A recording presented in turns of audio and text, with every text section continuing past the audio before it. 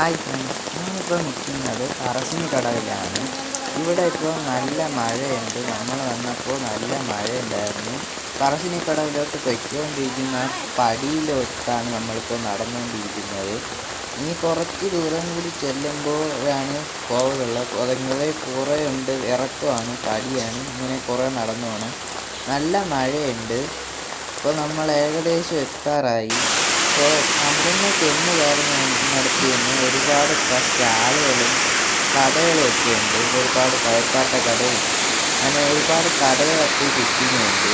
അപ്പോൾ ഒരുപാട് കാണാനൊക്കെ ഉണ്ട്, നടന്നു വരുന്നുണ്ട്. പിന്നെ അങ്ങോട്ട് ഷീറ്റിട്ടേക്കുന്നുണ്ട്, അധികം മഴയില്ല. അപ്പോൾ കടകളിലൊക്കെ ചെറുതായിട്ട് വെള്ളം കയറുന്നുണ്ട്, അത് കുഴപ്പമില്ല. അപ്പോൾ നമ്മൾ ആ കാണുന്നതാണ് അവിടെ ഈ കടലിൽ തേങ്ങാപ്പൂവൊക്കെ കൊടുക്കുന്നത്. നല്ലൊരു കട്ടിയിട്ട് കിടന്നുറങ്ങുന്നുണ്ട്. അപ്പോൾ ഈ സ്ഥലത്ത് വെച്ചാണ് ആഹാരമൊക്കെ അവിടെ കൊടുക്കുന്നത്. അപ്പോൾ കോവിൽ ആ കാണുന്നതാണ്. അപ്പോൾ നമ്മൾ അങ്ങോട്ടേക്ക് പോവുകയാണ്.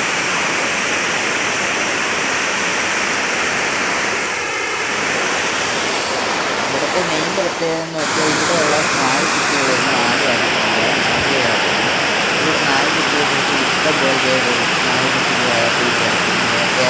കാര്യം ഒന്നും പറയില്ല. ഇവിടുത്തെ ദൈവത്തിൻ്റെ വാഹനം നായ എന്നാണ് എല്ലാവരും പറയുന്നത്. അപ്പോൾ അവിടെ പട്ടിയൊക്കെ അകത്ത് കയറി പോയാലും ആരും ഒന്നും ജീവിക്കുന്നതാണ് പ്രത്യേകത.